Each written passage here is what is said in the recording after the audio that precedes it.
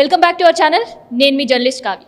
ఇక రాష్ట్రంలో ఎంత పరిస్థితులు ఉన్నాయని అందరు కూడా ఎరకని ఒక పక్క మహారాష్ట్ర ఎన్నికల సందర్భంగా ఎందుకు మన తెలంగాణలో అలజడి మొదలైంది, ఇంకో పక్క 144 సెక్షన్లు హైదరాబాద్లో ఉండడమేంది, ఇంకో పక్క పోలీసు ప్రొటెక్షన్ కల్పించే వాళ్ళపైన ఎందుకు అంత సర్కార్ కర్కశంగా బిహేవ్ చేస్తుంది, ఇట్లాంటి విషయాలన్నీ కూడా తెలుసుకున్నాం. ప్రజెంట్ మనతోటి ఆంజనేయులు గౌడ్ ఉన్నారు, మాట్లాడదాం. అన్న, 144 సెక్షన్ నెల రోజుల పాటు అని వినంగానే మీకు ఏమనిపించింది? ఇప్పుడు గతంలో కాంగ్రెస్ పార్టీ ప్రతిపక్షంలో ఉన్నప్పుడు ఎన్నికల టైంలో కేసీఆర్ గారు చెప్పారు, ఇందిరమ్మ రాజ్యం అని మీరు భ్రమపడితే ఎమర్జెన్సీ రోజులు వస్తాయి, తెలంగాణ అంతా నిర్బంధంలోకి పోతుంది, పోలీసు లాఠీల రాజ్యం అయిపోతుంది, నమ్మకండి వాళ్ళ మాటలు, ఇందిరమ్మ పాలన అంటే ఎమర్జెన్సీ పాలన అని కేసీఆర్ గారు చెప్పారు. అదే నిజమైంది కదా. మనం ఇవాళ రాష్ట్ర వ్యాప్తంగా చూస్తూ ఉన్నాం కదా. 11 నెలల నుంచి వాళ్ళు ఇచ్చిన 6 గ్యారెంటీలు 420 హామీలు ఒక్కటి కూడా అమలు చేయలేవు. ఇవాళ ప్రజలందరూ కూడా ఆ హామీలు అమలు చేయమని రోడ్ల మీదకి వస్తూ ఉన్నారు, కాంగ్రెస్ పార్టీ నిలదీస్తూ ఉన్నారు. స్వయంగా ముఖ్యమంత్రి నియోజకవర్గం కోడంగల్లో ఎక్కడ దాకా పరిస్థితి విషమించిందంటే, ముఖ్యమంత్రి సొంత నియోజకవర్గం కోడంగల్లో ఆయన మండల పార్టీ అధ్యక్షుడిని, ముఖ్యమంత్రి ప్రధాన అనుచరిని ప్రజలు పోయి దేహశుద్ధి చేసే స్థాయికి ప్రజా తిరుగుబాటు వచ్చింది. కాబట్టి ఈ తిరుగుబాటు, కోడంగల్లో వచ్చిన తిరుగుబాటు మిగతా నియోజకవర్గాల్లో రాదా? తెలంగాణ అంతా రాదా? తెలంగాణ అంతా వాళ్ళ ఉడుకుతూ ఉంది కదా. తెలంగాణలో ఉన్న ప్రజలందరూ కూడా వాళ్ళందరూ ఉడుకుతూ ఉన్నారు, వాళ్ళ గుండెల్లో మంట ఉంది, బాధ ఉంది.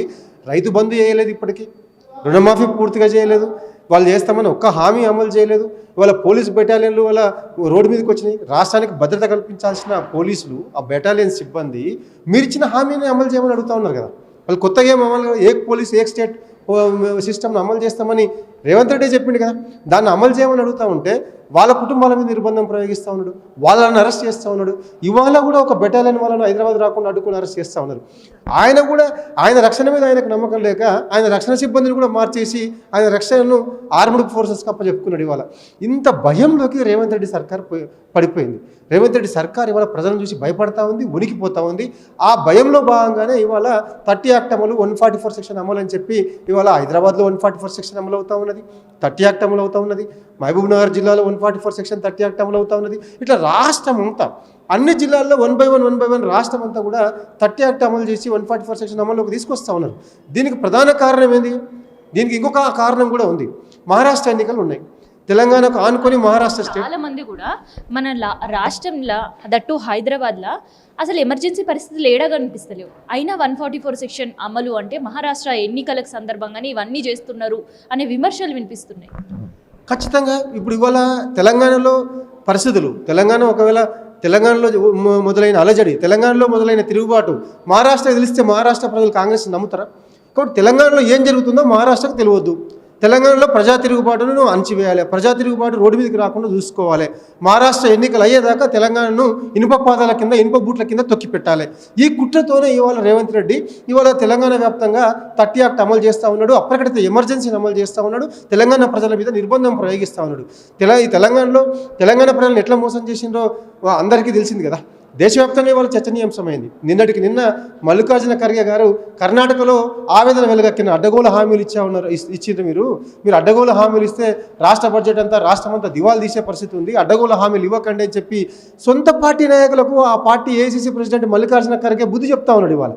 ఇవాళ కాంగ్రెస్ పార్టీ కర్ణాటకలో ఇచ్చిన హామీలను తుంగలో దొక్కింది, తెలంగాణలో ఇచ్చిన హామీలను తుంగలో దొక్కి మోసం చేసింది. ఇవన్నీ మహారాష్ట్ర తెలిసే అవకాశం ఉంది. మహారాష్ట్ర అత్యధిక బార్డర్ తెలంగాణ రాష్ట్రంలో ఉంది. మహారాష్ట్రకు తెలంగాణకు మధ్య రాకపోకలు ఉంటాయి, సంబంధ బాంధవ్యాలు ఉంటాయి, అనేక రకాల అనుబంధాలు ఉంటాయి మహారాష్ట్రకు తెలంగాణకు మధ్య. ఒకప్పుడు మహారాష్ట్ర ప్రజలు ఒక 10 నెలల క్రితం తెలంగాణ ఎట్లుందో అట్లా మహారాష్ట్రం కూడా కావాలని కేసీఆర్ నాయకత్వాన్ని కోరుకున్న రాష్ట్రం మహారాష్ట్ర.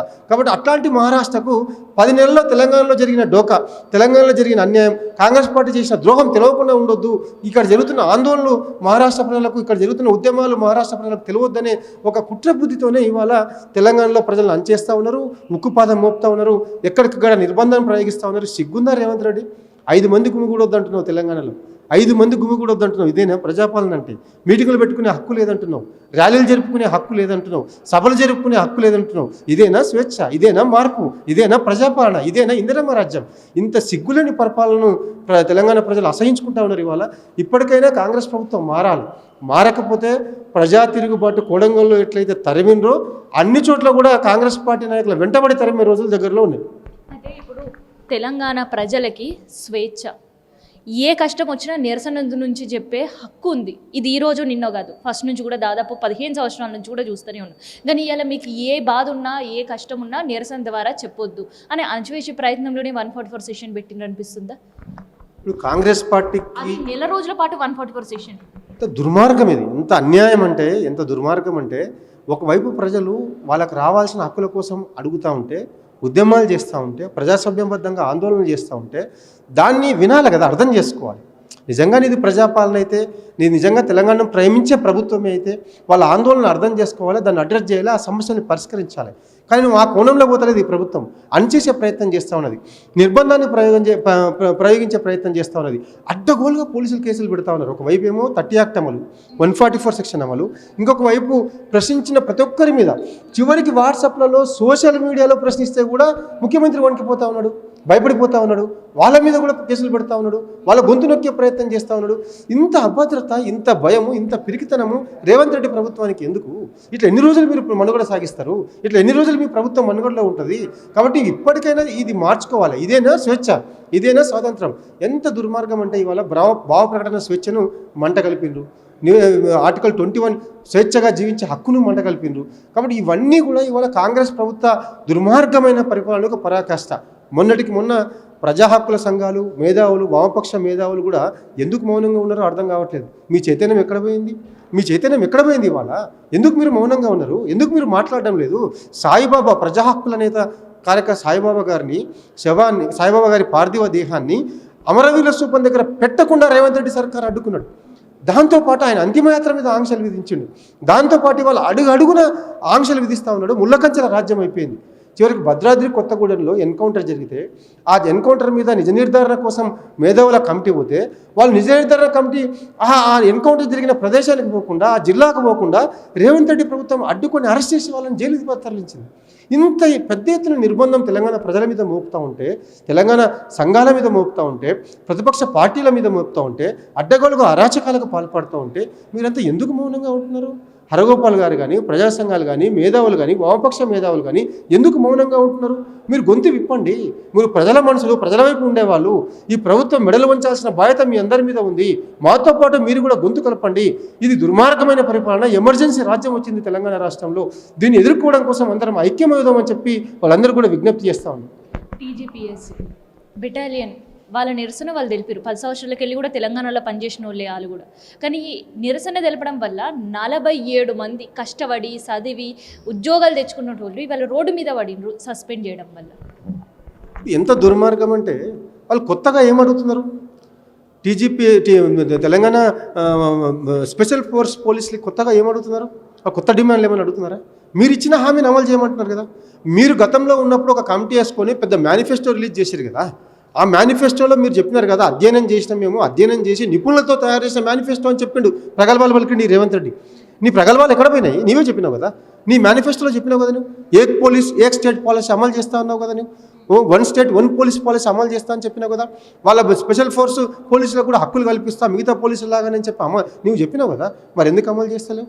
గతంలో బీఆర్ఎస్ ప్రభుత్వం ఉన్నప్పుడు 15 రోజులకు ఒకసారి 4 రోజులు 15 రోజులు డ్యూటీ ఉంటే 4 రోజులు 5 రోజులు వాళ్ళకు హాలిడేస్ లీవ్స్ ఇచ్చేది.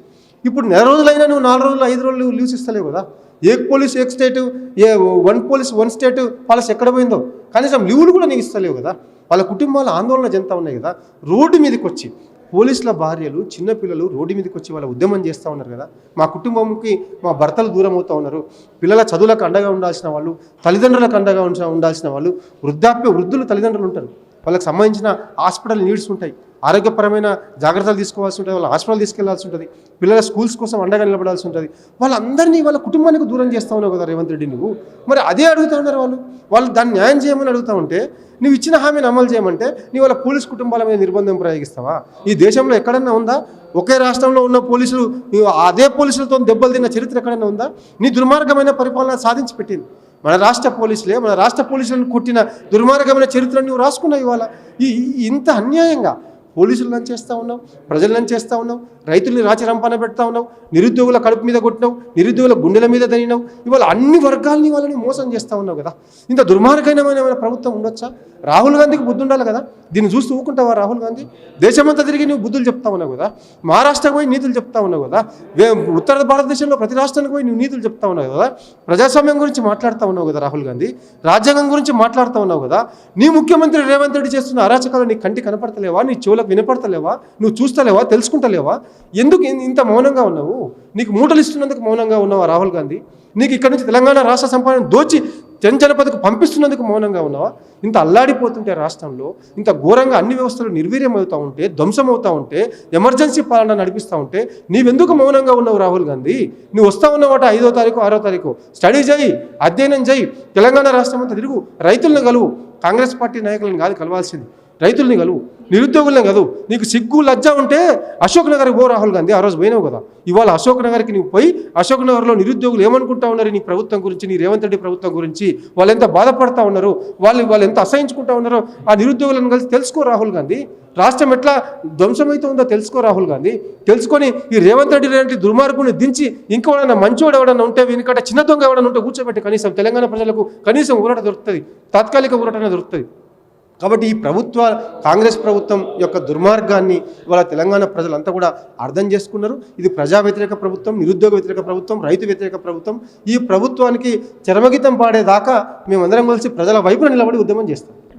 సో తెలంగాణలో ఒక ఉద్యమం కొత్త ఏం కాదని మరోసారి మనకి వెల్లడవుతుంది. 144 సెషన్ వల్ల ఉద్యమాలను అణచివేసే ప్రయత్నం చేసిన, నిరసనలు అణచివేసే ప్రయత్నం చేసిన 144 సెక్షన్ తర్వాత మళ్ళీ హైదరాబాద్ పరిస్థితి ఏందో అనేది ప్రతి ఒక్కరి ఆలోచనలో ఉంది.